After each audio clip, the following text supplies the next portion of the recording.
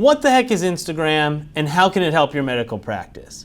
Today we're going to talk about some Instagram basics. So once you understand how to post on Instagram, the question becomes, what types of content should you put on Instagram? What do? You've just figured out how to post on Facebook. You feel you're getting the hang of it. Now there's this completely new platform. You know, what the heck is going on? So a couple of key lessons when it comes to Instagram content. Facebook started on computers and obviously is all over mobile phones now.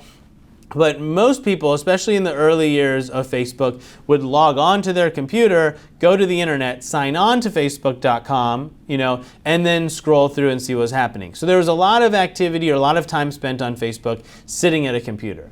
Instagram is almost exclusively mobile phones, right? People are using the app on their phone. You can go to Instagram.com. I'm not sure that anybody does, and you didn't even used to be able to do that. But you go to your Instagram app on your phone, and so you're engaging with people through their mobile devices. So you might want to consider screen size. You might want to consider what people are doing when they have their mobile phones out, and also just the shorter attention span that goes along with being on your mobile device and what you're looking through. So generally speaking, what you're trying to share is, in my opinion, insight as to your life. So if you're just an Instagram person, it's just a personal account, a lot of times you're sharing what you're doing that day, where you're traveling to, where you're eating. You're kind of trying to share with your friends and followers what you're up to.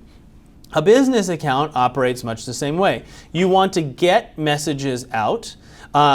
Obviously, it's a visual-based platform, so the more attractive the picture, the more interesting the picture, the more engaging it is, right? The words are just a little tiny piece that go below the picture or the video. And then these days with video, you want to share a lot of kind of moving imagery that gets people to stop. And if you can visualize it, I'm sure we'll throw a screen share on here. When you're thumbing through your Instagram feed, you're seeing large square chunks of your screen that are what someone is sharing, and they're kind of flying by. And especially if you watch a younger person scroll through, they are flipping through at an incredible rate, and then they're stopping or pausing when they see something interesting and engaging with it. So ultimately, you want to share things that look good and that are interesting to other people. So if it is a low quality photo, if the lighting's really bad, if it's a video but the audio's really loud, things like that are going to make a big difference because you're competing for just mere fractions of seconds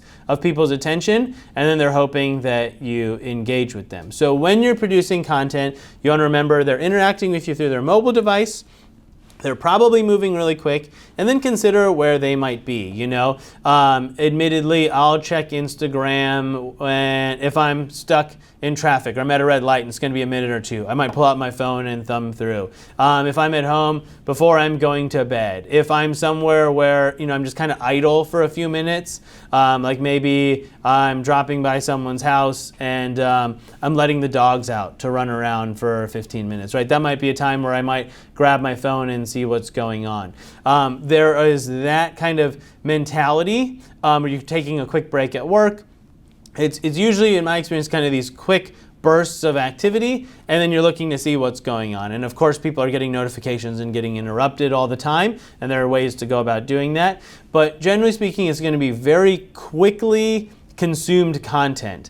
People won't spend more than a few seconds on a picture, won't spend more than a minute on your video if they even watch it the whole way through, which probably isn't happening. So when you consider what should I be posting on there, have that quick fire concept in mind where, okay, if it's only going to be consumed for a second or two, I don't need to stress out too much about what it is. Consistency and quantity are going to be more important than getting the perfect picture because a lot of people aren't going to see it. And then one thing to consider with your content is when you go to your business page, you can kind of see all of the posts in little rows, and that will give someone an immediate impression of what kinds of content you have, what you're posting, what you're all about. So for example, if you're on Instagram, go to Dr. Multimedia's Instagram page and just look through the past posts in bulk, and you'll get a very quick idea of what we post, how often we post, the quality of our content, the quality of our video, the quality of our photos. It creates an initial impression. If you're interested by what you see, you may click the follow button, and now you're going to consume our content in real time. So as a business, keep that in mind, that it's a little bit different than Facebook, friends and family and all of that, wanting to know what you're up to, and a little bit more about scrolling through and seeing what's interesting or what's useful or what catches someone's attention.